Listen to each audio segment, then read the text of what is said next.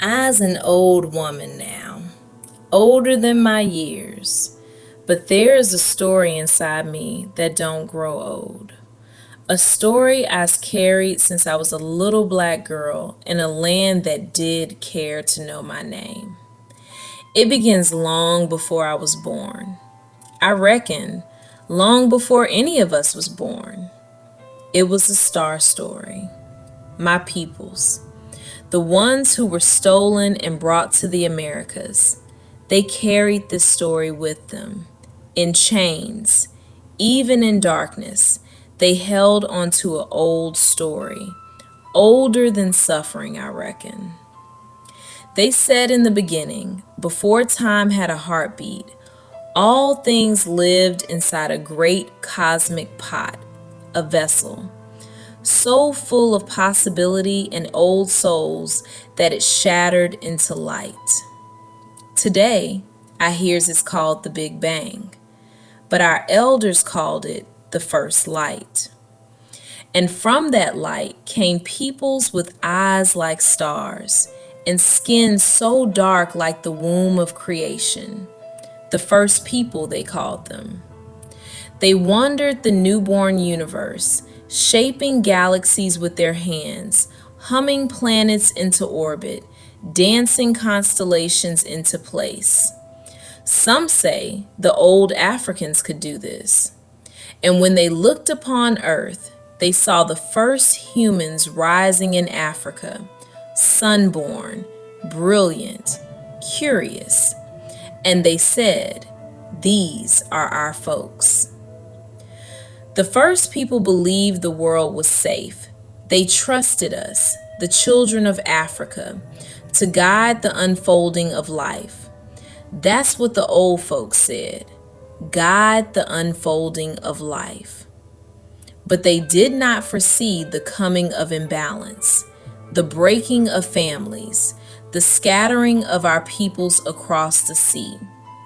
This was the great misunderstanding. The old folks called it. But hear me now. Even though the first people did not intervene or come back, they did not forget us. They sent one, a messenger of light, to the Americas. They say he looked like the blacks' African, blue looking. His hair was even blue. White folks said he was just another sick African. That messenger carried the star story and turned it into what they call DNA language, a cosmic code that could survive chains, whips, silence, and centuries of forgetting. They placed that code in the lineage of a black American woman, a mother, a survivor, a carrier of memory. And through her, through us, the star story lived on. The old Africans would tell children's it lived in jazz, bending time like starlight. It lived in gospel, calling across galaxies. It lived in soul food, turning scarcity into nourishment. It lived in R&B, smooth as nebula dust. It lived in hip hop, the heartbeat of the universe itself. We were not just survivors. We were the keepers of the first light. We forget. And then the code awakened in me. I was 12 when I learned the truth of our suffering, the ships, the chains, the laws, the lies. The weight of it broke me open. I remember the night clearly. My tears hit the floor, and something inside me changed, ignited, what the old folks called it. A warmth rose in my chest, a vibration hummed in my bones, a light flickered behind my eyes, and I heard a voice, not with my ears, but with my spirit, my soul. It said to me, "Child of the everything, the number has been reached." I did not know what number, I did not know what number had been fixed, crossed, but I felt it.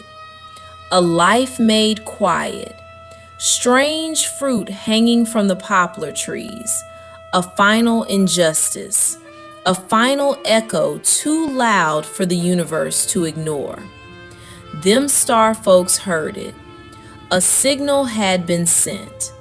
The first people, the peoples of the first light, had heard it. After that night, I dreamed of them. I saw them turning toward earth, gathering in a circle of starlight, speaking in a language made of gravity and song, like the old songs the Africans used to sing, but now it was jazz, preparing to return. And when I woke, I began to speak. I told the star story. I told the great misunderstanding. I told of the DNA messenger and the cosmic seed hidden in our folks, our peoples. And I told the prophecy. One day, when the world is broken and the people are weary, the first people will return, not to conquer, not to destroy, but to set the world right. Now I am old. My hands tremble. My voice is soft. But the light inside me has never dimmed. I was the girl who heard the first light, and I am the woman who lived long enough to see the signs gathering again. The first people are returning. The judgment is coming. And somewhere out there, a child is woke up, awakening. This is our story. This is our inheritance. This is the first light.